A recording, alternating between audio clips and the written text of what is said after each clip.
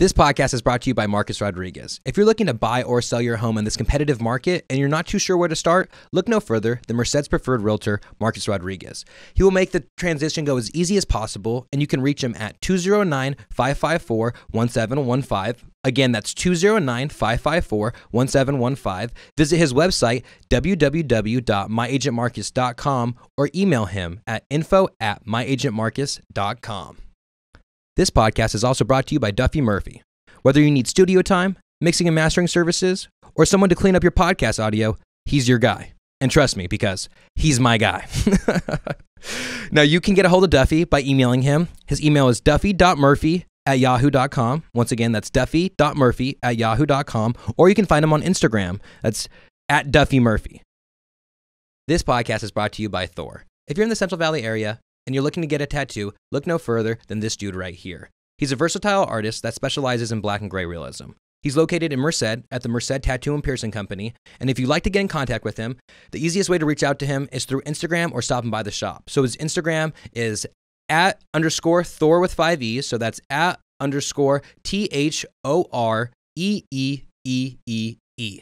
And once again, thank you guys for tuning in to Real Talk and Whatnot, a Central Valley podcast.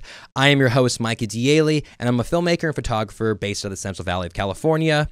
If anybody out there needs any wedding films, commercial work, photography work, real estate videos, real estate pictures, music videos, anything in between, let me know. I'm your guy. You guys can contact me at 209-769-4596. Once again, that's 209-769-4596. Email me at micahdaily@gmail.com, micahdaily@gmail.com, or find me on Instagram if you want to check out the show, see all the promos and everything else. It's micah.daily. That's MICAH.DIELE.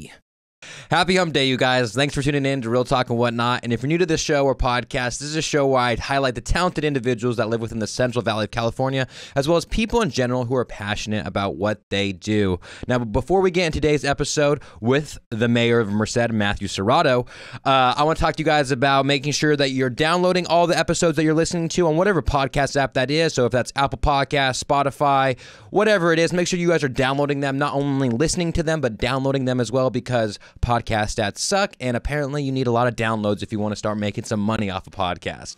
So please do that for me. It'd really help out the show. It'd help me out, and it'd help me be able to do this more and more and more full time, which is, probably the end goal there, at least to do this, do some photography, videography, and that's it. And I can just have a job that I'm passionate about. And I just appreciate anybody listening out there, and I just want to say thank you, thank you, thank you. Now, if you're not subscribed to my YouTube channel, make sure you subscribe to my YouTube channel. Type in Real Talk Studios, type in Micah D'Ailey, MICAHDIELE. Whichever one, it'll come up. Real Talk Studio is the name of my YouTube channel, and you guys can just hit subscribe. Really appreciate it. I'm trying to get to 1,000 subscribers. I just hit 300, which, seems like we're pretty far away, 700 more people. But, Merced alone has like 100,000 people almost. So no, actually they have like 90,000, but Merced County itself has like 200,000 people. So I just need, what is that, like 0.5% of you guys to subscribe to my YouTube channel. And so please do that. It really help out the show. It helped get the word out there. And please, please, please, please, you guys, share this podcast with your family and friends in the area. A lot of people don't know there's a podcast all about the talented people that live within the Central Valley of California, and that would really help out the show, and I would really, really appreciate it if you guys could do that. And then my next thing is, I'm trying to promote this podcast. I'm trying to think about different ways to promote this podcast. I've done an Instagram ad, and that actually really worked. I've done all my promos and teasers for season 3. I've done a lot of different things, but if you guys have any ideas out there on how I can promote my show, Real Talk and Whatnot, let me know, you guys. I would love to hear you guys' feedback on what ways you guys think that this would, help the show out, or which ways I can help the show out and get the show out there. So please, if you guys have any ideas, feel free to reach out to me on my Instagram. It's micah.daily, MICAH.DIELE. So please do that, you guys. I'd really appreciate it. And this week on The Mind of Micah, or whatever we're calling it, maybe I'll come up with a name by next week or the following week or the one after that. Regardless of what it is, this week I'm going to show you something that me and my beautiful wife Lindsay made in Brightsburg, California. If you guys haven't been to Brightsburg, it's a great spot to just be outside, to go running, to go hiking, to go swimming, whatever it may be. It's a beautiful spot about an hour out from Yosemite, about an hour away from Merced. And I would really recommend you guys go there. But what we did is we made a little short commercial about Royal Robbins. Now, Royal Robbins was a climber in the 70s. I mean, he's been a climber for his whole life, but he was one of the main climbers in the 70s who brought the popularity of clean climbing, and the brand Royal Robbins, which he started and still exists today, it sponsors me, or not necessarily sponsors me. I'm an ambassador for them. And so it's just been a really cool opportunity for me to like creatively work on things. And our deal with Royal Robbins is they provide me with great outdoor gear, and in return I just I make some stuff for them. I give them some content, basically. And it's just been a great time. And this past couple weeks, me and Lindsay went out there and we made this really cool thing. And I just wanted to share it with you guys here. So without further ado, you guys, here it is.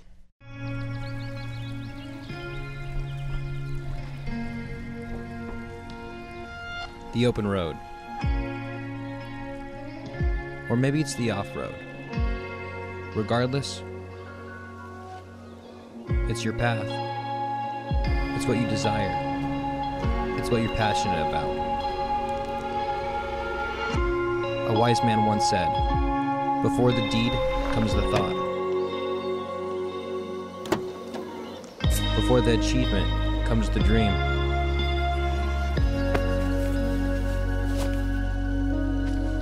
Every mountain we climb, first we climb in our mind. Getting to the top is nothing.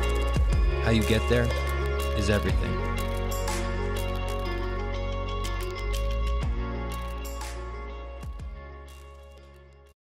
And my guest today is Matt Serratto, you guys. Now, Matt is a really cool dude. He was nice enough to say yes and to come on my podcast, even though he had no idea who I was. Pretty funny story, actually. So I'm a high school substitute teacher, and I was subbing, and I was taking the kids to career day, and I was taking them to career day, and at career day, we take them to the cafeteria or the gym, and there's just a whole bunch of different tables set up with a whole bunch of different people. So there's firefighters, there's people from the Army, there's people from the Navy, there's like, just a whole bunch of different people, and then there's people from the law office or the DA, and that was where Matt was. And so it was kind of funny because like all the kids are like doing their assignments, they have to go up to all these different people, and I kind of am waiting for my opportune moment, and then I see Matt, like no one's in line to talk to Matt, and I go introduce myself. I'm like, "Hey Matt, my name is Micah D'Ailey. I have a podcast that's all about the Central Valley. I would love to have you come on. If that's something you're interested in, we could set it up." And then he was just, was like, "Hey, yeah, I can." He said, "I'd love to come on." He gave me his number, and then he even gave his number on the podcast. So this guy's all about the community. And that's the number one thing that I got from this conversation was just how involved and how dedicated he is to just making Merced a better place. And that's all you could ever want from a mayor, because, when we were talking on this podcast, we had talked about a lot of conversations. I didn't know that the mayor's not a full-time position, you guys. The mayor gets paid $500 a month as like, it's basically like, if you're a coach for a high school team and they're like, "Here's some money." And like, I mean, we know it doesn't cover everything, but here's a stipend. That's all you get. You get a $500 stipend. And so really the people who run for mayor and who run for city council, and those people, they want to be active in the community. They want to make the community better. They do this out of the love from their heart. And so I just want you guys to know, like, I didn't know that going into this, but me and Matt had a great conversation. We talked about who he is and how he ended up in the Central Valley of California, because he was not born here. We talk about why he wanted to run for mayor and how he did it, because how he did it was a little differently than most. And then we talked about the Bear Creek cleanup. He's always posting about him cleaning up Bear Creek and what he plans to do and how he wants people to go back to floating down the river in Bear Creek. And that would be so fun. We could all, like, instead of driving to Snelling, we could do it within the city itself. And so I don't know. I just had a great conversation with him, and we talked about the people's questions, like the favorite spots in Merced. When are we getting a Trader Joe's? When are we getting a Chick-Fil-A? Geez, that was the most asked question ever. And I mean, you guys, it's not the mayor's decision, but hey, he knows information. Like, the thing I loved about this conversation is that when I asked him these questions, he had the facts about Trader Joe's. He had the facts about Chick-fil-A and what we need to do in order to have them come here. And so that's what I give props to him, because he was just so well prepared, so professional, and such a cool, down-to-earth person. And I truly, truly, truly enjoyed the conversation I had for him. So ladies and gentlemen, without further ado, please give it up for the mayor of Merced, Matt Serratto.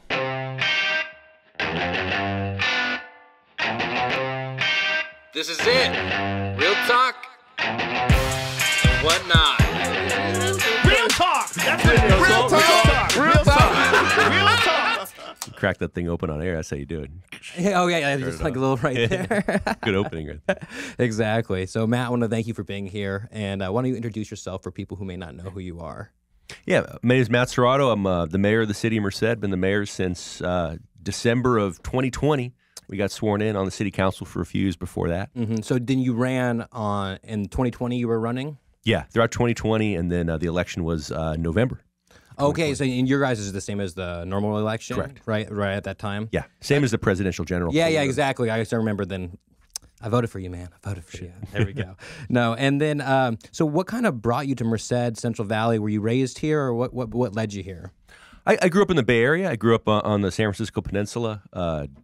Lived there. Born in San Francisco. Went to high school in San Francisco, and then oh really? College at UC Davis undergrad. And then I took a year off after that. I worked for the Parks Department for City of Burlingame for a bit on the tree crew, cleaning parks, doing that. And then I taught English in Belgium and Argentina. Oh really? That was kind of my year off, and then I went to law school at UCLA. Finished there. Went back, worked on my own for a little bit as a lawyer, trying to kind of figure out what I wanted to do. Realized I wanted to do criminal law, so I started applying all over the state for either DA or public defender jobs. And a Merced DA's office was the first place to get contact me and get back to me. So and you've been here ever since? Ever since. That was 2007, so came out. Oh, really? Yeah. That long? Yeah, and then, so were you DA for basically most of that time before you became mayor? Yeah, I still am. Oh, So, really? You can do both? Oh, yeah. You have to, because oh, really? the mayor and the city council is probably close to 90% of the cities in California is more of a volunteer position, where we get a monthly stipend. I get $500 a month. Oh, for mayor? For mayor. Really? It's more just the stipend. It's like I'm a substitute teacher, but they always like try to get me to, do some sports and like be the coach of sports, but it's just kind of the same thing. It's a stipend. Yep. Dang, so you do it for the love of the job in reality, huh? No, we all do. So yeah, actually it was just a recent change. So we get 500, and then the other council members get 400. It used to be, God, when I started, it was $20 a month to be on the city council. Really? Yeah. And then, so what were you on the city council? Just a city council person? Yeah. So we have a mayor who's elected at large throughout the whole city, and then 6 districts now. So there's representatives from each one. Correct. Oh, that's cool. So 7 total. Okay, gotcha. I know Sarah Boyle. That's like the only one that I know. And then my cousin is Jesse Espinoza, and he's School board. The school board, yes, exactly. I'm glad. I've already interviewed him and asked him all these questions, and then somebody was like, what does he do? And I was like, listen to my podcast. You can definitely find out. But that's, long way answering your question, but took a job here at the DA's office in June of 2007. And been here ever since. That's cool. And then, like, I've been born and raised in Merced, and that's kind of what led me to start this podcast. Is that I feel like a lot of times people had, in the past at least, had been talked down about the Central Valley and then just the city they're from. And then recently, I just I've always loved Merced, and I love the development downtown and everything that the UC has brought, and then everything else. And so I just kind of wanted to, highlight the talented people that live within our community. And because it didn't seem like anybody was doing that anywhere in the Central Valley. And so that's really why I started this podcast. And then, I just started like reaching out to people, and then I started getting people that like, that I thought like were like out of my range and stuff like that. And then, somehow we path crossed, and we actually path crossed. I was chuckling because it was career day for the high school, and so you were there. But I think were you talking about more about law, or what were you talking about? That was just at the high school just recently. Just recently in December. That's what I believe it was. A month or two ago. Yeah. I was there as representing the DA's office. Oh, representing the DA's office. Yeah, exactly. And then kids were lined up to see you, and I was like, you know what? Screw it. I'm going to take my shot now. I was like, it's career day for me too. But so I do that, and then so you took all those different paths, and they kind of all led you to Merced. And then what transformation have you kind of seen since you've been in Merced? And being from someone from outside Merced, like what was your kind of view when you first got here? Yeah, I mean, the view when I first got here, well, it's different. I mean, I remember the first day I interviewed, it was May, and it was already in the 90s, right? And so coming from the Bay Area, coming from LA, it's like, now that's nothing. Yeah. Now I don't even flinch. That's cool. That's a cool day in the valley.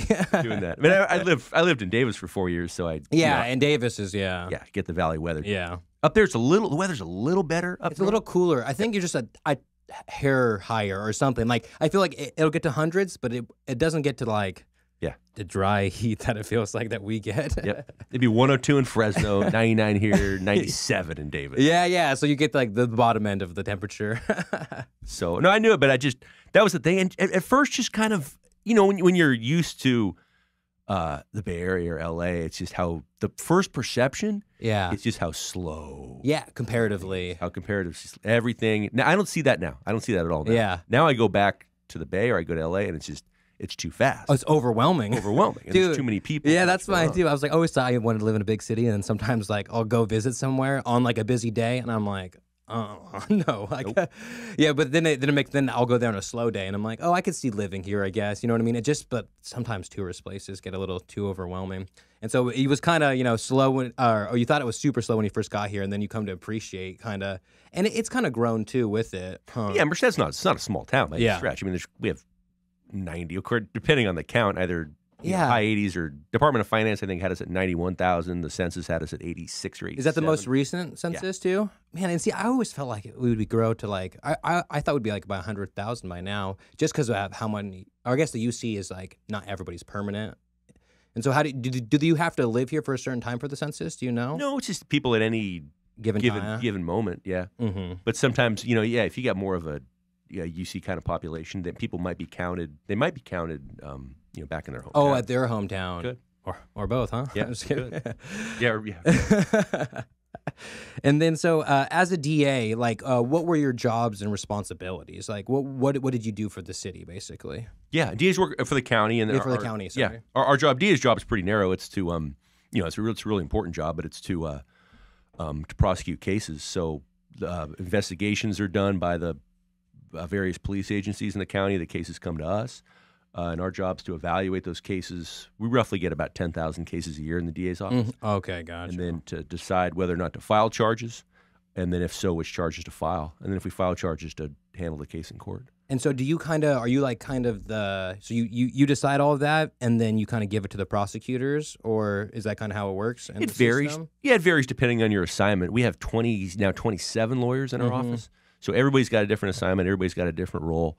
And then it's going to vary depending on each one. Some of the assignments are what's called vertical, which means you get the case at the beginning, you review it, and then you handle it all the way through trial. Oh, okay. Oh, so you're like even, yeah. So we got a lot of jobs that are our misdemeanor attorneys are like that, our domestic violence, our child sex, all like that, gangs.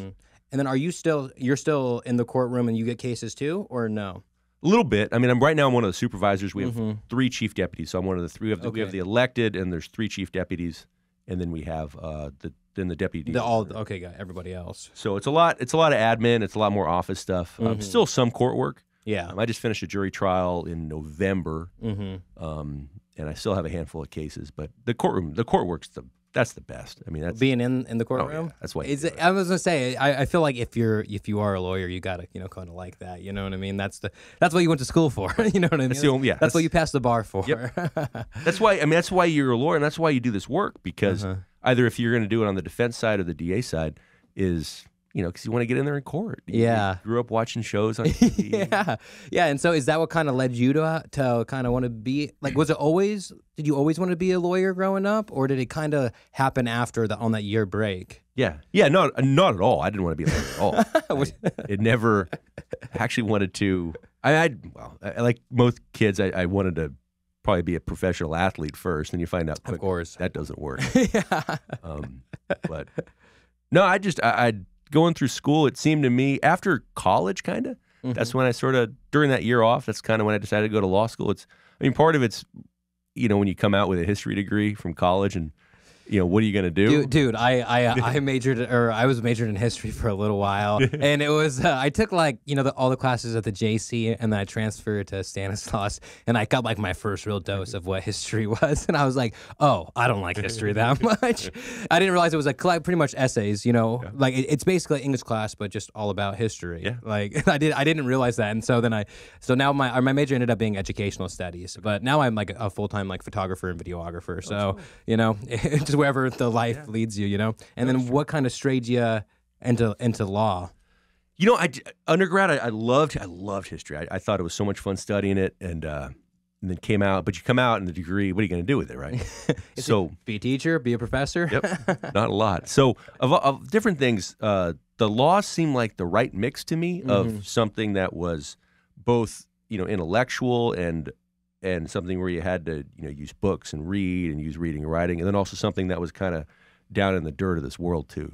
So I didn't want to do something that was like a professor job where it's very kind of ivory tower, stereotypical. Yeah, I gotcha. I want to do something where you're dealing with this world. Yeah, the current stuff. Yeah, and I think law is a good mixture of that because you still have almost the history of just the whole courtroom, you know what I mean, and just how long that's been in effect with the Supreme Court and everything else. So you're dealing with history, but you are getting the best of both worlds in that scenario. Yeah, and I like that too because it is, and you get that as a lawyer because it's everything's extremely rational about the law, right? And it forces you to think, and I think in a lot of good ways. And lawyers, for the most part, you're forced to see both sides of an issue. Yeah, you're forced to oftentimes take positions that might not reflect what you necessarily believe. I was going to say, and that's why I feel like I can never, be a lawyer, because my buddy was a prosecutor one time, and I was just thinking, I don't know, I felt like sometimes it's just you have to put your own personal views and everything behind, and then you're dealing with the facts of the case and whatever, if you're defending or if you're prosecuting. It's a little different. It's nice being a DA, a DA especially, and then a government lawyer, I think, to a lesser extent, because your job's to represent the people and your job's essentially to do what's right. Yeah. So that allows you to kind of the freedom to follow your convictions, which other lawyers might not have, where they have to represent a client. Yeah, exactly. Yeah, because you're just representing the, what is it? What do you say? Representing the... technically, we represent the state or the state people. Or county or wherever you're at. we represent the people. You say you represent the people of the state of California. Gotcha. And then what attributes do you think from being a DA either made you want to run for mayor or have helped you out while you've been mayor? Yeah, I think it's always been. Excuse me. You're good. Politics has always been something I've been interested in terms of the issues, in terms of. You got to love the issues. You got to love the process of going through and, formulating policy. And you got to like people. And I like all that. So it's always been something that's really appealed to me a lot. I was the guy in college who I'd subscribed to multiple newspapers. And me and my buddies would sit there. Sometimes on Friday nights, like a bunch of dorks, and sit there and talk about, the issues right now and things that can be done and stuff. Yep. That's cool. No girls would want to come hang out with us. We'd sit there. So that was, it was always that way. I like that a lot. But then in terms of preparation, I think being a DA is wonderful preparation because it teaches you, just in the way it refines your thinking and it hones your thinking. Again, and your job is to do the right thing. So it teaches you to kind of put that at the center, which is important too, for being being an elected official too, and you represent other people and you represent their interests. You're up in court, you have to perform under pressure. You have people constantly trying to, defense attorney their job is to try to, make life difficult for you and scrutinize everything you do. So just in so many ways, it's the perfect preparation for it, I think. How you think in terms of, doing the right thing, and also in terms of, the skills of public speaking, the skills of trying to remain cool under pressure. Yeah, exactly. And then so, with being mayor, what are your responsibilities for the city? What are you in charge of or help do? Yeah, the mayor, the city of Merced, I believe 90 or so percent of the cities in California has what's called a council manager form of government. So the power is actually in the city council. It's not in any individual one city council member or the mayor. So there's 6 council members, there's the mayor, and all of us are essentially powerless on our own. So we have no individual authority, and we act as a body. So we go to council meetings. We have to act through council meetings at agendized council meetings. Or on agendized items at council meetings, and we vote. And once the majority of it, it's the will of the body, and it's the majority of the council that kind of governs. So, okay. So it's really people think, oh, you're the mayor, you do this, you do that, and people ask me to do these things all the time, and I go, if you ask me to do any of that, excuse me, I'm violating the city charter. Yeah, exactly. So, and so you work as a body, and so Correct. those 6, you said there's 6, right? 6 plus me. 6 city council persons, and they all represent different districts, Correct. right? And then you are just kind of like that, basically the tiebreaker. I mean, in the sense of the voting and stuff like that. Yeah, we have like you're the public speaker. You know what I mean? Yeah, we have 7 of us. The mayor chairs the meetings. Okay. So that's the kind of the unique. The mayor has unique ability. One, in terms of the mayor chairs the meetings. So the mayor calls the meetings to order, facilitates the discussion. Everybody has 1 vote. So I have 1 vote, just as everybody else. So at the end, we're all equal in terms of votes. But the mayor's job is to facilitate the meetings and chair the meetings. The mayor's the ceremonial head of the city for ceremonial purposes. If there's an event, if there's this or that, then Yeah, it's exactly. the mayor's job to represent the city at. Yeah, exactly. You're just representing the city as the mayor. Correct. And so you're the basically city council person that is the head person, or not head, but representative. Correct. In 90% of the cities in California, the mayor is essentially just a glorified city council member, really. Yeah. And Merced is the same. Yeah, and you have some cities where the mayor, it rotates amongst members of the council.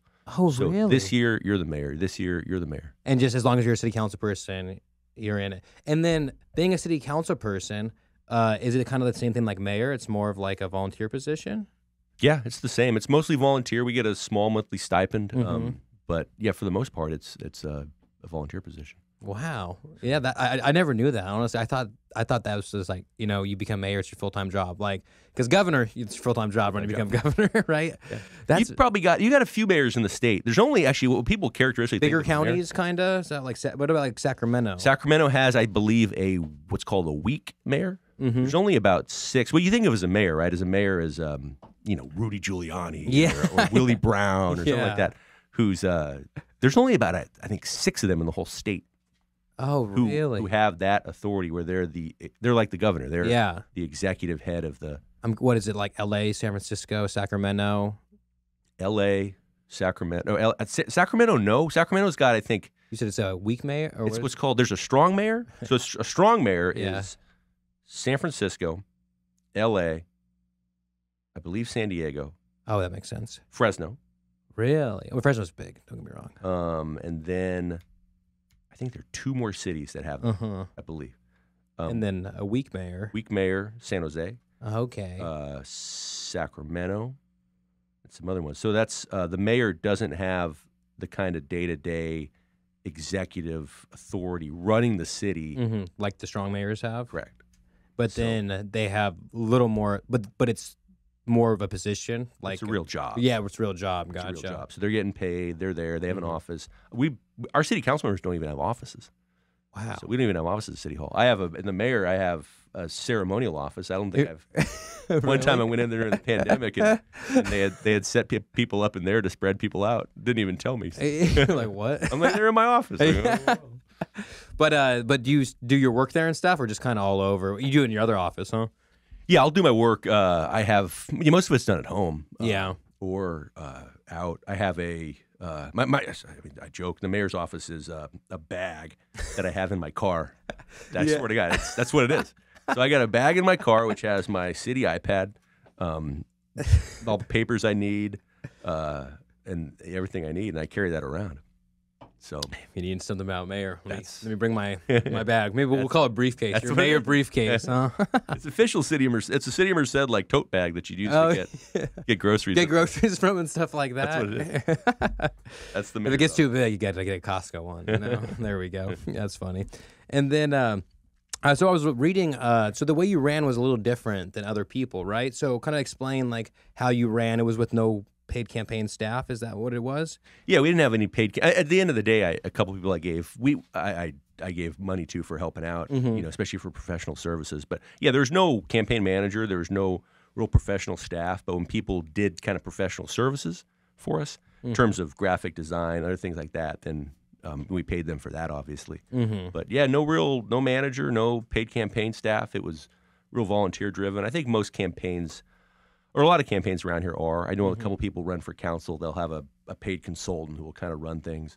I'm fortunate to have a lot of really good people helping me, and we just had a really great group of volunteers. And how did you contact those people? Did you reach out to the community, or? Yeah, part of it was just folks I've known, friends of mine who would help out. Seems like every time we did something, we had a little bit of a different group.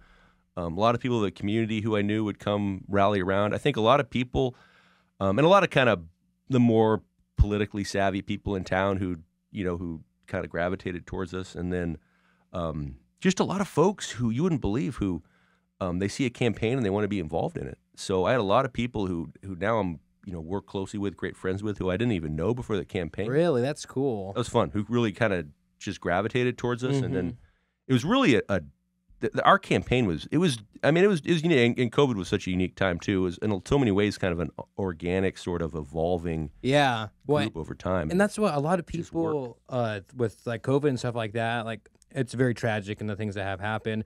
But it also, for the first time in a long time, I felt like the whole city like came together. It just felt like everyone was coming together. Like, that was like when the BLM and a lot of other issues were going on, but it just felt like the city came together. And so it was probably, like you're saying, like during that time, it was a little different. It was a transition period of not only like the president, but of the city and everything else. So just to see, people come together and good coming from it is like a really good thing to see.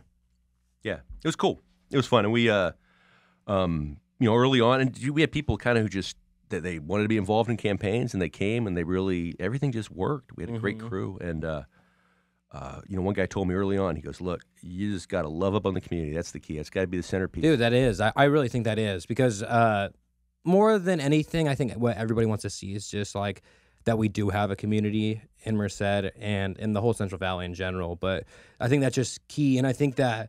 Maybe it has happened in the past, but now with like just those how social medias and everything else, it kind of has to have a new age to it. And so like, that's why like I wanted to reach out to you and get you on the podcast, is that like you're really active, basically. I see you doing stuff all the time. And so what has kind of caused you to like be so like I've seen you cleaning up the parks a lot. So like what kind of drove you to like want to do that?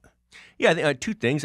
One, it started during the campaign where the campaign pretty early on shifted to its focus to being, let's do community service, let's do good work, and then let's use that kind of as the basis for, for marketing our campaign. And we did it, and we had a lot of success with it. We threw a big cleanup. We started with, with food giveaways, with some other events. We threw a big old community barbecue where I think we fed probably 1,500 people during the campaign. Wow, really? Where was that out of, or where? 26th. We have a parking lot at 26th and M, right across from Applegate Park. Oh, okay, right there. So that was a friend of mine owns that lot, and he let us use it, and so we put some signs up, turned it into a campaign event. We said, hey, blasted all over social media, said, come by, get your free food, we're cooking. So that's cool. You have one of those big barbecues there? We had 4 of them, I think. Yeah, exactly. I was going to say, if you're feeding 1,500 people. It was cool. People drove through, and they were lined up, and that's so they'd cool. come through, we give them food, and we give them a campaign flyer. And that was fall 2020, kind of? October, I think. Yeah. No, it was August. That was August. And then during the campaign, this is how a lot of it started too. We, during COVID and then a lot of other things going on, and the city was just getting dirty, and there's a lot of trash, and it really started to become more and more of an issue. And so we decided to do a cleanup day. And we planned this thing, and people came out from everywhere. A lot of it was during COVID, and there wasn't that much going on, but we had a huge crowd. We got, I gotta forget the exact number, but we probably got 10 plus tons of trash up just in our first. Really? And then where was that first spot or area that you guys? Because obviously Loughborough. Because obviously you have some type of we got this area kind of moved to whatever other areas. So that was Loughborough area. That's restarted. So it started in October 2020 in Loughborough. Huge success with that. And then at that point, I think the light clicked for us, and we just saw the potential in organizing these big volunteer cleanup days. And the big thing is just there's so much great in this city, especially in particular the creeks, the parks, a lot of things that we just need to take it back. Yeah, and I completely agree. Number one is the biggest complaint about the creek is it's dirty, and people, I hear person after person after person after person say, when I was a kid, I would get on one end. One summer, I'd go get on one end, get on a raft with a bunch of buddies, float to the other. Down. Yeah, exactly. Because that's what a lot of people do in Snelling. They do like that same thing. But yeah, that would be cool to bring that back. And because it's like you don't even like every now and then you'll see someone like canoeing in there. But like it's like like what you're saying, you just have to kind of get it to, like you're saying, restore it, get it to what it was, and so people can kind of enjoy it for what it's always been meant for. Because it runs right through the middle of the city, like. It's the coolest thing. Yeah, it is really cool. The coolest thing in this town. Yeah, that's my favorite spot because I'm a photographer. So in the fall time, like Bear Creek is amazing. Yeah. But yeah, that would be a great summer activity and other things like that. And it's using kind of new energy and new, and as Merced grows and changes and as kind of new Merced builds up, using that to revitalize and bring back old Merced. Yeah, and that's awesome. That's awesome because I think that Merced is like really rich in history. And do you know any like or when Merced was established or anything? 1872. Sorry. And then I'm glad you know that. Well, actually, it's the 150th anniversary. Oh, really? Yeah. Really? And then the city was founded, the incorporated city in 1889. Okay. So we're coming up on the 150th year of the founding of Merced. That's awesome. That's real cool. Yeah, because the way that my family ended up here, or at least for my dad's side, is that like his family was always born and raised in Colorado, and then my nana and papa ended up graduating from college, and they just started to take a road trip, and they just took interviews for teaching positions from Colorado all the way up through California. And they got up to a little bit past Sacramento, and then my grandma or my nana was like, I like that Merced town. We should go there. And so they ended up like, they were teachers at like Merced High for coaches and everything else, and like they just became like a big part of the community. And it wasn't until I always heard that story growing up, but it wasn't until I kind of started this podcast that I realized like how special that is to me, and the fact that like because I think they got here, I don't know the year, but let's say 1940s, 50s, something around there.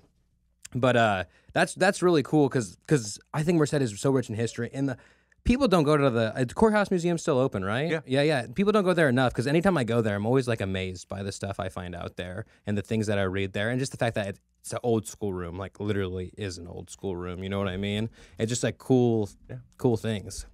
No, it's a fun place, and it's it's rich in history, and we're rich in a lot of in terms of the creek, in terms of our downtown could be spectacular. Oh yeah, dude! If it keeps growing like the way it is, it's going to be amazing. And then you see, obviously but there's like 4 or 5, or more than that probably, but new stuff opening downtown with the wine bars and everything. El Cap has brought and Mainzer and whatever else. You know what I mean? Yeah. Everything downtown, and then so. With the cleanup of the city, obviously, like Merced has had like the homeless situation for a long time, and so like, what things have you done or situations is there for like any rehabilitation or counseling for the homeless? Yeah, there's a lot. We actually just cooked dinner Monday at both the D Street shelter, which has been in place for a long time, and then the new County Navigation Center on B Street, which is a new facility that opened earlier this year. So with homeless, how much time do we got here? We got to go on. Let's dive into it. So you got a lot of different areas, right? You have encampment management. How are you going to handle the encampments on the street? How are you going to manage your public spaces? You have your shelter housing. You need good shelter housing. That's temporary transitional housing with supportive services. That's kind of the big key behind the Navigation Center and the D Street shelter both, is their shelters. People stay there. They're more dorm style. It's called a congregate shelter. There's also distributive housing, which a lot of other nonprofits run as well, which are smaller, sort of temporary. Kind of like halfway houses? Yeah. You're right, like those different ones? Yeah, so you'll have a house. There'll be, 6 people, 3 bedrooms, 2 to a room, something like that. You have that as well. That's your temporary housing. You have all your service providers. So you have, it's obviously homeless is managing people is difficult, right? You have, all your outreach workers. You have police when it comes to your mental health workers. You have case management workers, people to connect people if they have any income, those sorts. So a lot of stuff going on, and then permanent placements as well. And that's after the next stage of them, basically. Yeah. There's like the 3 different stages, kind of. Correct. Yeah, so you have people on the street, people in temporary housing, and then finally permanent placements. So a lot of action on all the different fronts. Our city council back in April came up with sort of what I think is a pretty smart public space management plan. Nothing's perfect, obviously. It's a really difficult challenge, but our idea is to prioritize enforcement in areas such as the creeks and parks, such as downtown, areas that have high impacts to residents, businesses, essentially the places where, if there's people are camping, there's homeless activity, and it creates a huge detrimental impact on the public. People don't want to. It ruins places for you. Go to the park. And, and think about the creek. Like I remember, like in the height of the pandemic, the creek was like, it was almost overrun. You know what I mean? With like a whole bunch of different homeless people. And during that time, it was like I think everyone was just like thankful for themselves, or you know what I mean, to be okay. Yeah. So, but so go on. Sorry. No, so that's part of it too. So it's just how do we manage the public spaces? Because prioritizing enforcement in areas that have a high community impact, and then in areas where we can tolerate it, then we turn to more of a service-oriented focus, and that comes in with there's a nonprofit that provides showers. Trash is huge. Yeah. So trash service. Now we have an agreement with Caltrans. It's called a delegated maintenance agreement. We negotiated this year, where on Caltrans properties, such as right now the number one encampment in town is at 13th and G. About 45 people or so living there in tents. That kind of happened organically during the pandemic because Caltrans wasn't moving people off their property, so people gravitated towards there. So been a lot of talk about doing a sanctioned encampment, doing an area where we tell people to go and camp. To me, that was really, and I think the council went this way too. It's really problematic in a lot of ways because you're forcing people to go to a certain area, and you're kind of fighting with them to get them to go there. And once you sanction an encampment, create an encampment, you own it. There's liability issues. You got it's expensive. You got to manage it. So our idea was kind of, in a lot of ways, sort of a reverse sanction encampment where people kind of naturally gravitated towards an area. We're not going to, if they want to go there, all right, they're there, but then we're going to start managing it. And then start kind of dealing with people and then getting them to the different places. Correct. And then the permanent housing and then everything else. Yep. That's cool. So then we got our shelters. We have the B Street Navigation Center, which has 66 beds during COVID. We cooked there Monday. They had 57 people in it. And then the D Street Navigation Center, which is, or the D Street Shelter too, which is also a navigation center in a sense because it's connected to services. And they have a capacity for up to 60 total. Okay. But COVID shrinks all that too. Yeah. That's the problem about COVID. You have to decompress the number. Yeah. Yep. And then for a long time, in terms of permanent placements, you have either affordable housing projects, which are incredibly expensive to build, $350,000, $400,000 per door, and then you have subsidies in terms of like Section 8 rental vouchers. Vouchers. I was going to ask that. Yeah, if that was the same thing. Yep. And then you have landlords. It's challenging, right? Because the rental market's so tight right now. There's plenty of people wanting to rent, and a lot of landlords are reluctant for very justifiable reasons to rent to homeless Section 8 or something like that. Yeah, not necessarily Section 8, but to homeless people because there's health issues. There's and oftentimes people destroy property. Yeah, exactly. So our thing now is we've already got probably close to 200 units of this just this year dedicated. Is kind of dedicated, obligated homeless housing that you can build for less, at least at the city level, for less than $50,000 a door. And that's when you start making an impact, where you have dedicated spots, obligated landlords, connected to services, permanent spots, and the price is right. So that's what we're doing. And I think we've already got a couple of projects in the pipeline. It's just going to take another year or so for them to be built, and hopefully we can start really seeing progress at that point. No, that's real cool. That's cool. And then so we're talking about the cleanup in the parks, and if people do want to get involved with that, how do they go about getting involved with the cleanups? Yeah, we're the second Saturday of every even month are our big ones. So we have it all kind of programmed out. They can always message me, email me, find me on either Facebook or Instagram. Much more active on Facebook than Instagram, but I'll respond to both. Or call me too as well. Mm-hmm. 628-0101 is my number. Look at that, you guys. Mayor's just giving out his number. So fun. I'm just kidding. So feel free, reach out or show up. We go. We try to spread it around the city, find the hot spots. So we do McNamara Park in February. So February 12th is McNamara Park. April 9th is Joe Herb Park, and then in June we're going to do Riley Park. Oh, okay. Just hitting up each different one. And those all pretty much have creeks. The creek, or most of them, 2 of them, right? Yeah, we're gonna McNamara, no creeks. But Rahili and Riley's very creek focused. Yeah. And then we do Bear Creek in August. We'll get in the kayaks and go. Yeah, I was gonna say I've seen you out on the kayak before, and I mean honestly that just seems fun. It's great fun. Yeah, exactly. You do one, it's fun, and two, you're doing something good for the community. So why not? We love it. I mean, I love the work, and it's just doing kind of fun, difficult things with people you like is the best. And so we do these projects, and we got a couple guys who are veterans too, so they kind of bring their jokingly bring their military jargon. Yeah. You almost need those people sometimes to get some stuff done. So it's fun. I mean, we plan it logistically, and it's fun. You know, how to get this. And that's out. the thing. You want to be like, hey, this is an event for the community to come together to do something good, but also to have fun with your community, to feel good about what you're doing and the community that you've decided to live in and be a part of. Yep. No, that's awesome. And the same thing with the homeless situation. So is there anything that people can do if they want to help? Is there anything that they could volunteer for or something like that? Yeah, there's a lot. I think the biggest thing is right now, both shelters need help. I really like the idea of working through the shelters because a lot of the service providers are there as well, too.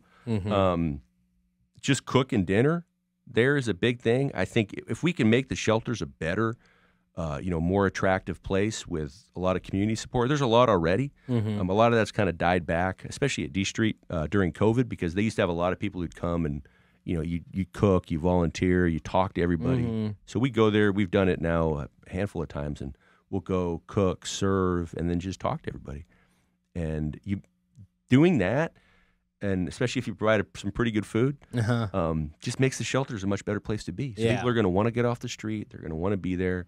And then you start kind of, you working talk from there. That's cool. That's real cool. That's a good thing.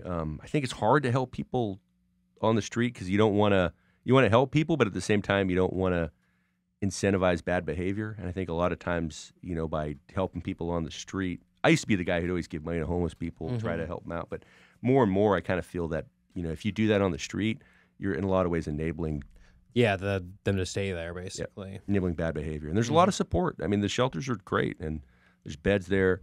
And then I think a big thing, too, is you need there's something called CASA, which is for foster children. So it's like volunteers supporting foster youth. A great idea was to kind of have something like that for homeless, where a lot of the churches do wonderful work, a lot of organizations. But just doing that where community members can get involved in kind of sponsoring somebody, working with somebody. That'd be doing cool. That outreach work. Yeah, that would be cool. Because, you kind of see, growing up, you always see on TV, sponsor somebody in Africa for 25 cents a day or something like that. But how good would it be and how more meaningful to impact your community if we had some type of organization or something so you could kind of be see this person's progress or these people, you know what I mean? Yeah. That's a great idea. I really like that. No, it was a good idea that a friend of mine was talking a lot about, and I think, the broader issue of just activating people, right? People want to help, people want to contribute, and it's activating community resources, activating or mobilizing volunteers, and just bringing the community in to help the community and make it better. And it's just, if we can mobilize just a fraction of the 90,000 people in the city, just think it's crazy what we can do. It's crazy. No, I completely agree. And then this is a question that I kind of thought of that it's a little more different. We're switching topics here, to a little less serious. But so you've been worked in the city government for quite a while now. So how close is it to Parks and Recreation? I've only seen bits and pieces of that show, and I wish I could tell you because I always hear people talking about that show and comparing it to so that's why I was curious. I wish I need it's actually on my list of shows. Oh man, you got to start that. You could skip season 1. I'm gonna be real with you. Skip season 1 to start season 2, and then go from there. Done. Yeah, gotcha. But so I reached out to my Instagram followers, and I was asked the people, I was like, what questions do you have for the mayor? So I'm going to go through those, and, we can kind of go through them, talk about both. We can both answer them or whatever. But, Sure. So first question up is, what are your favorite spots in Merced? Or, if you're, what are some options you like? Yeah. I think in terms of eating, kind of long term, I love Sam Cafes on. Always been a favorite of mine. Sam's Cafe is good. I love their pad thai. I love Panaderia Guadalajara on 18th. Oh, okay. Little bakery, little store and back. I like Mixed Bakery a lot, too. Yeah, Mix is good. La Casita, 14th and O. I don't know. Oldest taco shop in town. Where's it located again? 14th and O. Sorry. What else is that by? Just north of the freeway. Oh, okay. So there's a kind of a row of mostly auto repair stores. It's kind of an industrial area. And then right as you're coming under the freeway on O Street to go kind of the freeway that kind of divides North and South Merced, it's right there just north of the freeway. Oh, really? A little hidden gem there. Yeah. There we go. Been around forever. Love those guys. Those are kind of, I think long term, those are probably the three places I like. Yeah. And then everything downtown right now is, I love Mainzer's food. I love El Capitan's food. Yeah. And then I'm excited for all and Pretty Good Burgers. It's good. Pretty good. You know what I mean? One of my questions, I'll just go jump to it. It said, how much did he really like Pretty Good Burgers? It was great. Yeah, I really did. Good. It was better than Pretty Good, you guys. Yeah. No, I really liked it too. And it's funny because I brought my cousin from Portugal. I got married in November. And my cousin from Portugal came down for the wedding, and I took him to Pretty Good Burger. And we went to 510 first, and we had buffalo wings, and he was just like when we're eating them, he's like, oh, what is that? What is that? I'm like, what are you talking about?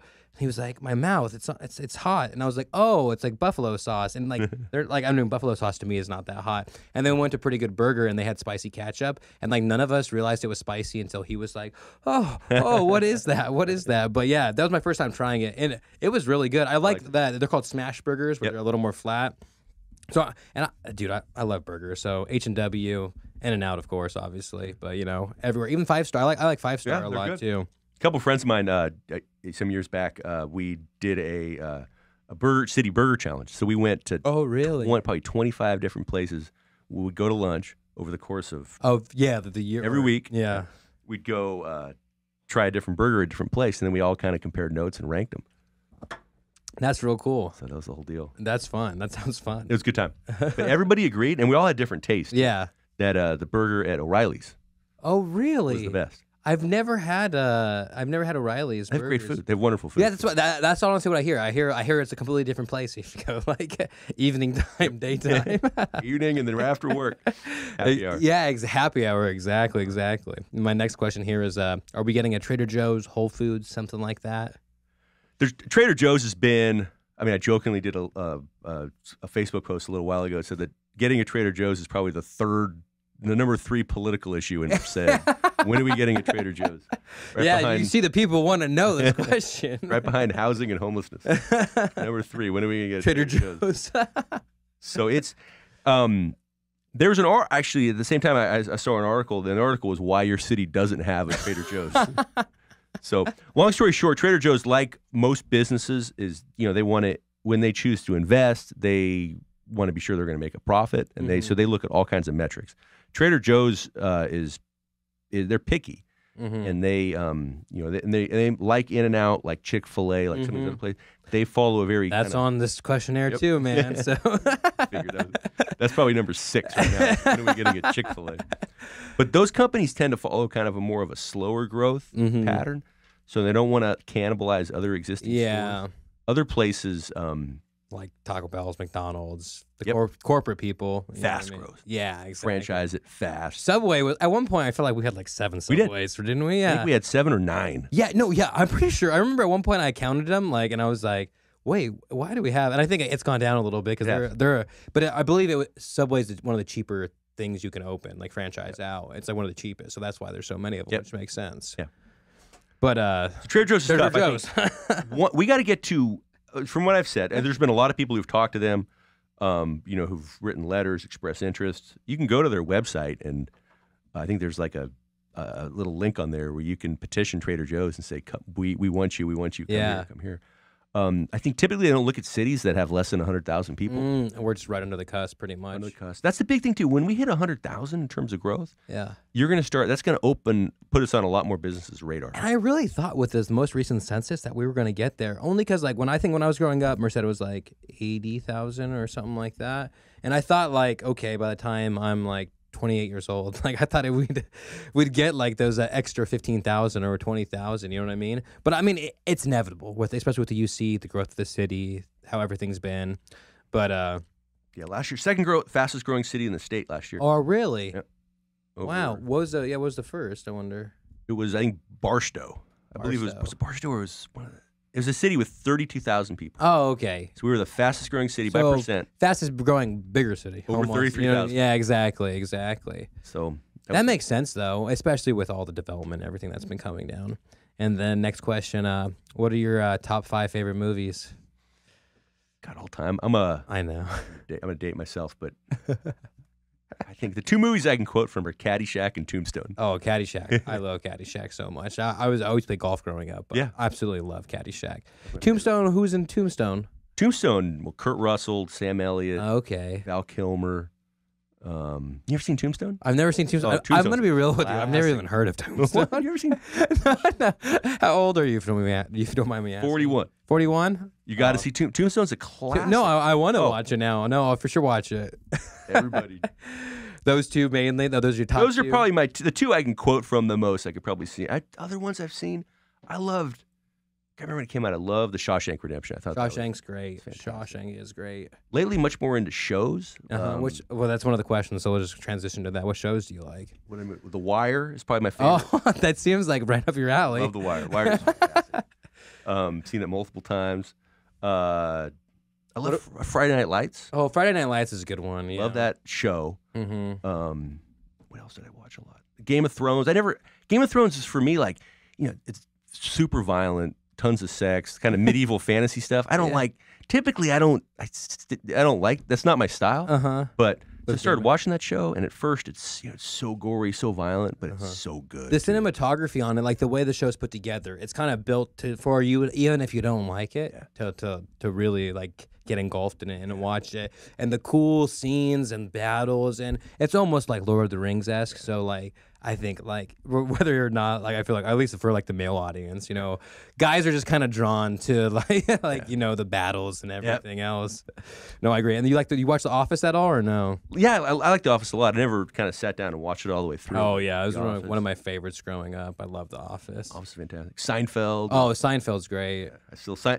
Most nights I probably end the night with Seinfeld reruns. On TV. Well, and it's on Netflix now, so it's perfect. When I campaigned, that was Seinfeld reruns were a big part of my life because, I'd work. You had your routine, right? My routine, and after city council meetings too. But during, I typically finish up between about 10 or 11, doing doing all the work and doing campaign stuff, and then between about 10 and 11, I'd do, or probably even more than that, I do my social media and do things, and then but by 11. It was Seinfeld time. Yeah. Hour of Seinfeld reruns. Yeah, that's 3 episodes. You know what I mean? Pretty much. And then by the 3rd one, you're like, okay, I'm pretty tired. Time to hit the hay. Just kind of, I don't know. It's just, so those are my favorite shows. No, I like those. I like most of them, yeah. And then what ideas do you have for local artists, whether that's like people who paint, and obviously we have all the boxes are painted and everything right now. Paint musically, like any ideas to showcase their talents? Yeah, it's been a big thing for us. We kind of spearheaded the Utility Box Art Project. That was an idea that had kind of been kicking around for a while, and then me and a couple other guys sat down and said, look, let's just make something happen. And so we privately fundraised for it, got the money, and then, we've been hearing and seeing it too, that we really actually have Merced has and people in the very quietly, Merced has a fantastic local artist community. Oh, it does. Big time. And so we wanted to showcase that and kind of get it going and just really start inspiring public art. So that was our first move to do that. Raise the money privately. We had a chicken dinner at the Elks Lodge. Oh, we did the Elks. A bunch of other people kind of stepped up and donated. So that was number one.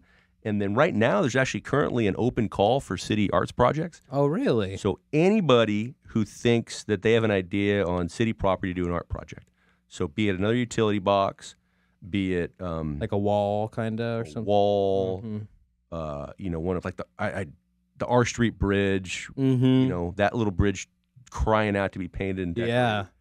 Yeah. Any utility box, any wall, any city, anything. There's an open call for arts projects. Closes at the end of the month. So, and that's either I've had a lot of people say, I'm an artist and I want to donate my time and I want to do it. Great, come do it. Other people who maybe they can privately fundraise for a project and then do it and get paid that way. Or people who say, look, I'm an artist, I deserve to be paid for my time, and I want to be compensated. Great. So, we'll do an open call. Everybody comes in. We'll consider all of them. Obviously it's the city, so and obviously we're dealing with taxpayer money, so there's steps and processes to follow. But if you can show that you got a pretty good idea, and you can show obviously that you're talented enough, because we don't want people like me going out there. That's the point. Yeah, you want to show the city's talent. Yeah, just like this podcast, man. Same thing. But you want people who you're not there to censor art or to say you can do this or you can't do that, but you want.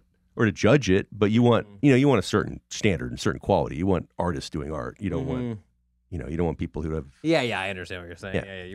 Yeah, you want the local artists who have the ambition to be like, listen, I see this on this street. I think I can do this, or Correct. Something along those lines. So that's really cool. There's an open call. So as we'll see what we get, and then as we move into our budget, we'll see how much money needs to. That's one thing. And there's another thing, too, is we applied, and I think we're pretty close to getting a grant from Caltrans, from the state, to do murals on our highway underpasses. Oh, that'd be cool. So there's about 6 or 7 of them. Yeah, exactly. And that's a big canvas to paint. You know what I mean? Yeah. It's a lot. So that's cool. I think people are just stepping up. And right now, with the open call, just tell us what you want to do. And, and tell us what's it going to cost you. And we'll see what we can do. Yeah. And then what about like musicians and stuff? Any ideas there? Yeah, obviously musically. And with the city, there's certainly things the city can do. We had in connection with UC Merced, we had applied for and won a concert series grant at Applegate Park at the newly remodeled moat. Where that stage is? Yep. Right there? Yeah. So in 2020, there was supposed to be a concert series there. That got... Oh, but 2020 happened. 2020 happened, so... Yeah.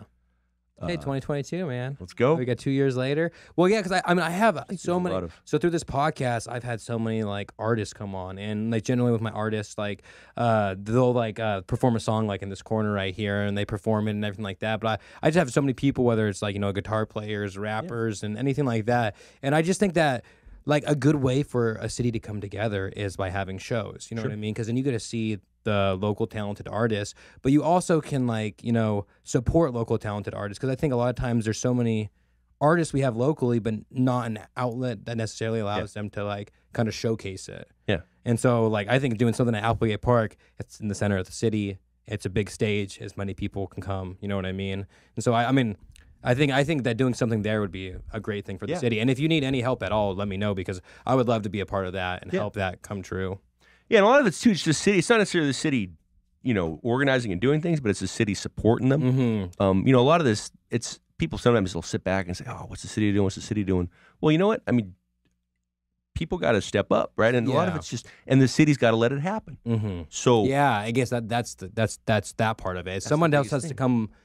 Want to kind of direct it, be in charge, and then the city's there to be like, hey, we want this to succeed. We want you to continue to do this. Here's a spot, and we got to be smart. And I think we're going to do a really nice job of this when we kind of really start to work on downtown and invest in downtown, and have, for example, there's a plan to build Bob Hart Square and kind of extend it to the south towards 16th Street down Canal. And okay. When we do that, there's a plan to have a little stage area. That's cool, and that's right in the heart of downtown, dude.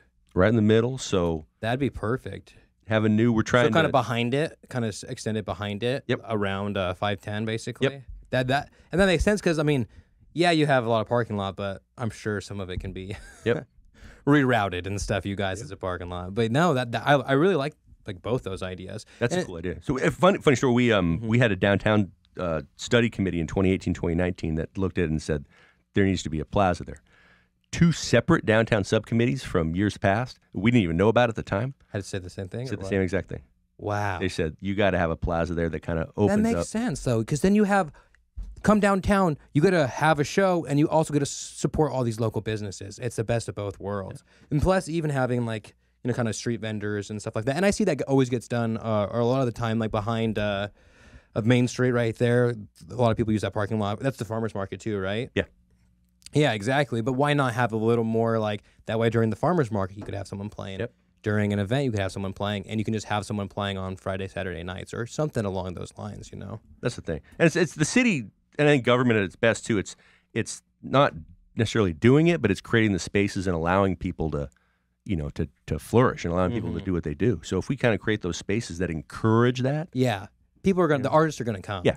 And that's just like you're about what would you call it? What showcase their talent? Yeah, it's just that same exact thing. No, I agree completely, and I'm glad that I think people just need to hear that like we are down to support you guys, but just like we can't take in reality you can't take the initiative on everything because everyone's got a full-time job. You know what I mean? Like you're doing everything you can, but I really like that, and like that now people are hearing like, oh, like the way you do it is like just let us know you're interested in it and we can make it happen. That's the thing. It's like allowing people to contribute, allowing people to step up. That's the key. Local government, I think, in so many ways. And if the more people you have adding value to this community, then that's what makes it great. No, that's awesome. And I think, just the community coming together in general. And then, so the next question is, what are some plans for development out towards the UC? Anything in the works? Obviously, I'm sure everyone's been seeing the construction at Yosemite and Paulson and that, or Yosemite area, Yosemite and G. So what else is coming that way?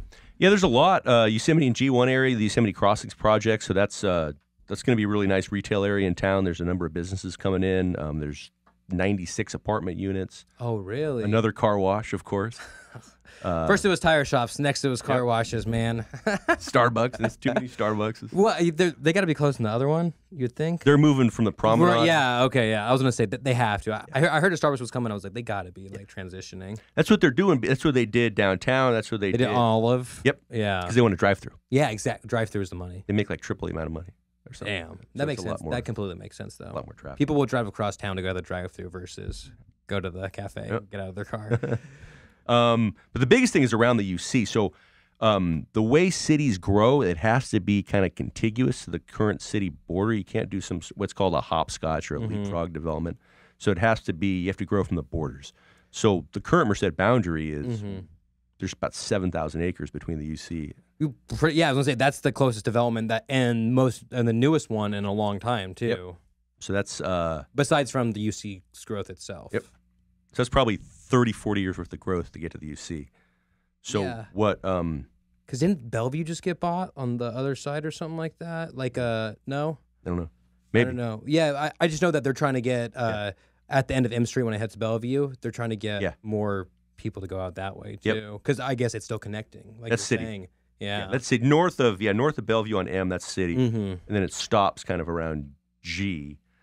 But so we'd have to gradually annex all that to get there. But there's a legislative fix. Our Assemblyman Adam Gray carried a bill which has happened in other UC towns as well, where you can do what's called a dumbbell or a road strip annexation. Pick a road, annex the UC, and the property's immediately around the UC. So we're going to do that. We're going to annex the UC, and then most likely annex property immediately surrounding it. And we've already had presentations at the City Council on both projects, and they're both extremely impressive. The Virginia Smith Trust to the south, and then the University Vista to the west. Probably a total, again, off the top of my head, I don't remember the exact numbers, but you're talking 5,000 plus housing units. Dang. Compact around the UC, all kinds of amenities, shops. Really a cool project. That's cool. That's awesome. So it's going to be good. And the unique thing about the Virginia Smith Trust is in partnership with the Merced County Office of Education, is that the profits from that go to provide scholarships to local students. Wow, that's real cool. That's real cool, because then it's just building back the community, or that, you know what I mean? It's putting the money and the knowledge and everything else back into the community. And I think that's the key with the growth of a city, is like, if we're like growing at this fast rate, make sure that you do it in a way that's supporting the community itself. No, that's awesome. Because we're going to grow. That's a big, and that's the thing about Merced. Merced's steady growth throughout its history. the growth is probably going to pick up in the near future. Yeah, I was gonna say you would think, But especially it's growing right. Yeah. No, I completely agree. I completely agree. Speaking of growing, when are we getting a Chick-Fil-A? Same question as somebody told me the other day. They go, "We are never getting a Chick-fil-A." Yeah. I don't know. We Chick-fil-A is a tough one too. I mean, obviously it's a chain that started in the South. I believe it started in Georgia, if I'm not mistaken. But so their California footprint isn't as thorough as it is in other parts of the country. Because right now it seems like it's big major cities, and it almost seems like the same thing as Trader Joe's, where it seems like over 100,000 they have it, but under 100,000 doesn't seem like a lot of cities have Chick-fil-A. Yep. So that's another thing too. They want, and these Trader Joe's, for example, that their prices, they sell you quality stuff at a reasonable price. Which, what does that mean? That means their margins probably aren't that big. So they have to, how are they making money? And their margins probably aren't that big, and so they got to sell a lot. And they can be busy, but if they're busy, that's not necessarily mean they're making money. So they need to be really, really busy. Yeah, and what do you see when you go to a Chick-fil-A in any city? It's always busy. Yep. Same thing with In-N-Out, you know what I mean? Yep. And we just lucked out because, In-N-Out started in California, so we're within that. That's and that's different because it's more. So you look with a company then like that, you're looking at supply chain issues. You're looking at that's what they're looking at. They're saying Chick-fil-A is like, look, we got one in Fresno. We have one. Where's the next one? Modesto, maybe? Or I don't even think there's one in Modesto, honestly. And I think it's I think it might be Oak Grove or something, honestly. So if they put one here, then how does that stretch their supply chain? How does that affect their distribution? So that's what they're looking at. Yeah. How does it cannibalize other sales? If they're oversaturating it, now their Fresno store, they're getting, say they're getting 100,000 customers a month. Yeah. Is that going to drop to 80,000? Yeah, exactly. So that's what they're looking at. No, that makes a lot of sense. And this next question is a little fun and one. It's what animal do you identify with and why? I'd probably say everybody over my life, just because I'm tall and I always had a skinny neck, would be a giraffe. But I think that might be it. I like giraffes. I love bears. I think giraffe's probably number one. Bear comes in a close second. Yeah, that's probably Those two. Those are probably number one. I like bears. They kind of just hang out on their own. Yeah, they do their own thing. Eat berries. Yeah. Mosey around. Yeah. Growl if anybody comes around them. I think it's a good life. Yeah, it's not a bad one. I always love buffalo. Obviously, the story of what happened to buffalo is so tragic in the United States. But yeah, dude, that pile of buffalo skulls, that famous picture, you know what I'm talking about? But just a legendary kind of animal. Yeah, and at least, they're still around. Yellowstone has a plethora of them, people getting way too close to them all the time. And then my last question from the people is, any advice for someone who would like to run for mayor one day? Yeah, I think, God, you want to run, you need so many things, I think, to say. Excuse me. Hard to just distill it down to one thing, but I think, really important to, know your community, know who you represent, know what they want. So you have to have, be able to appeal to people in that way. Know yourself. And at the end of the day, the biggest thing is simply, you're given this office, you're given this gift and this privilege, and what did you do with it? Right? How did you, what did you get done? How much did you do? How did you make use of this opportunity? So to me, that's kind of the challenge too, is just, you're given a limited amount of time, and then how much can we get done, both in terms of the quality of it and the quantity of it, just in that period. It's just, that's kind of the challenge too, because it's not always easy making a bureaucracy work, making government work, making things happen. So just the talent of making things happen, is kind of the just being active too. I think. Yeah, before you, or being active in the city, before you're mayor, during your mayor, after you're mayor, or whatever it may be, just make sure that you're always doing something with the community. Yeah, that's the thing. And number one is just keep in mind, your job's to make this place better. And it's not, it's everything you look at, the number one job is, how did you, and not just as mayor, but for anybody, right? And I think the number one question is how you helping others, how you serving others, and how you making this world better. And I think that's a goal you should have as an individual person on the planet, as well as if you have a bigger responsibility like being mayor or something like that as well. Yeah. Why is the city better? Because of what I did. Yeah. You don't win just because you get the title, right? Yeah, exactly. And that doesn't make you a good mayor either. You know what I mean? It's what the actions you do when you are in place. Yep. And what I've seen is you've just been pretty active and through the community, and for the first time in a long time. Like, I mean, I honestly don't know too many of the mayors in the past. You know what I mean? But I'm saying, like, you stuck out to me because I've always seen you out there. I saw you post on Instagram of you help cleaning up the creek, you at the homeless shelters, and all those different things. And I think just being proactive about things, and that's the simple fact, is just like we have to be proactive as a city, and it's not just you, it's not me, it's the whole city in general needs to have that attitude and do those things.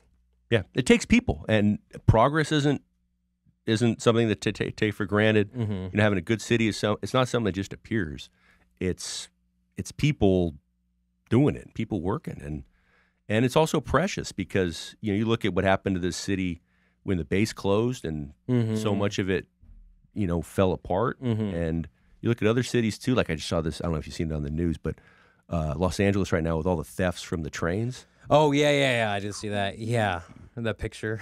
So that's the thing. You have people who build and who create, who make things better. But then there's also, unfortunately, a lot of people who tear things apart and ruin things. And so, which one are you, and how? And so much of it's fighting back that, the part of humanity that wants to kind of rip things up. Yeah, no, I completely agree. And then while we close things up, my last two questions is just like, what are some 2022 goals that you have for Merced and for yourself as well? Yeah, for Merced, I think we've got a lot. Our council in 2021, I think, made a lot of good progress in terms of making decisions and setting policy and funding projects when it comes to housing, homelessness, public safety, our parks, tons of stuff. So I think for us in 2022, now it's time of action and doing. We've done the planning, we've funded things. It takes a while. Government doesn't always move quickly. So, to start getting stuff done. But I think, a big thing for us is really is Bear Creek and the creeks, bringing that back to the community. No, for sure. I think that's top ticket for me. I think it's something that we're thinking about kind of dabbling in and starting to do with volunteer stuff this year. Really taken off, honestly, beyond anything we expected. And now we got to start, getting all the governments together involved as well too. It's starting to hopefully make an impact on homelessness. We've been, for the most part, treading water on that, which I think it takes a lot of work.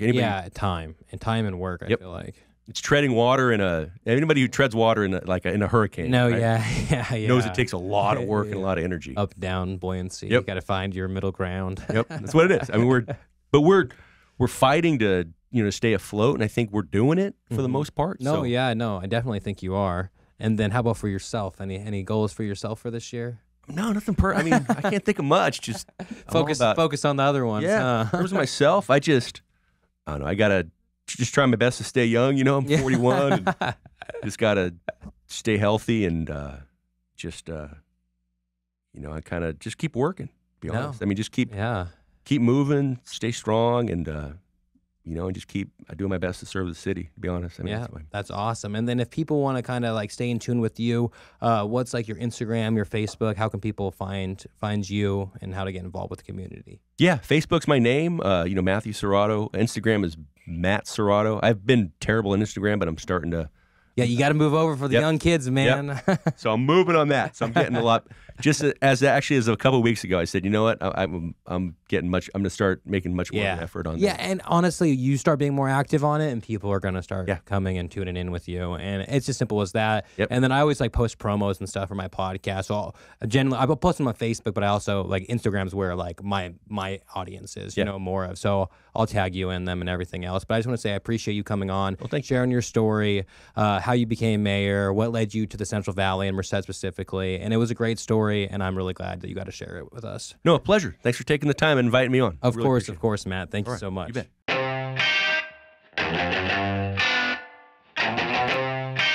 This is it. Real talk. Whatnot.